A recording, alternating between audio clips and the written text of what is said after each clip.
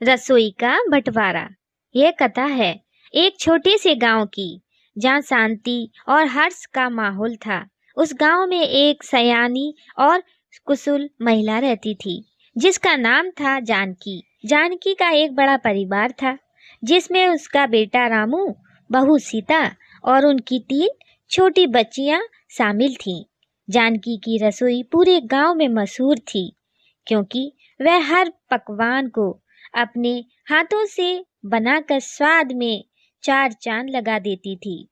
समय बीत गया और जानकी के अब बूढ़े होने के कारण उसकी हालत कमजोर होती गई। उसने अपने बेटे और बहू को बुलाकर कहा, रामू और सीता, मेरी तबीयत अब ठीक नहीं रहती है, इसलिए मैं चाहती हूँ कि आज से रसोई की जिम्मेदारी तुम दोनों संभालो। लेकिन याद रखना, इस रसोई में हमेशा प्यार और सहयोग बना रहे।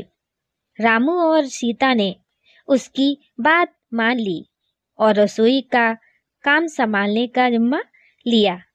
लेकिन जब रसोई का जिम्मा उनके ऊपर आया तो आपसी मतभेद शुरू हो गए।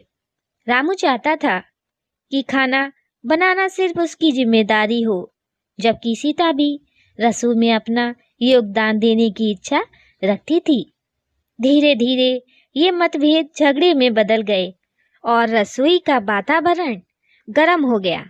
इस समस्या को सुलझाने के लिए जानकी ने एक दिन दोनों को अपने पास बुलाया और कहा, देखो बच्चों, रसोई का बंटवारा कैसे किया जा सकता है।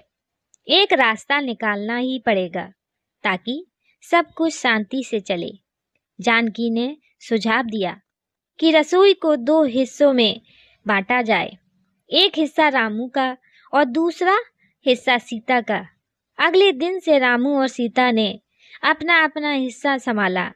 रामू ने अपने हिस्से में अपने तरीके से खाना बनाना शुरू किया, जबकि सीता ने अपने हिस्से में अपनी पारंपरिक और स्वादिष्ट रेसिपी के साथ काम शुरू किया। दोनों ने अपना अपना काम बखूबी निभाया, लेकिन कुछ ही दिनों में गांव वालों को यह महसूस हुआ कि अब जानकी के हाथों का वह पुराना स्वाद नहीं आ रहा था। रामू और सीता के बीच की संघर्ष का असर खाने के स्वाद पर पड़ने लगा था। लोग धीरे धीरे उस पुराने खाने को याद करने लगे और जानकी से उसके बारे में पूछने लगे। जानकी ने इस समस्या को समझा और एक दिन रामू और सीता को फिर से बुलाया। उसने कहा, बच्चों, खाने का असली स्वाद प्यार, सहयोग और एकता में है। यदि तुम दोनों अलग अलग काम करोगे तो खाने में वह पहले जैसा स्वाद कभी नहीं आएगा। हमें फिर से कोशिश करनी चाहिए कि दोनों मिलकर काम करें और अपने अपने गुणों को मिलाएं। रामू और सीता ने ये जानकी की बात मान ली और फिर से मिलकर काम करने का फैसला किया। इस बार उन्होंने मिलकर काम करने की योजना बनाई।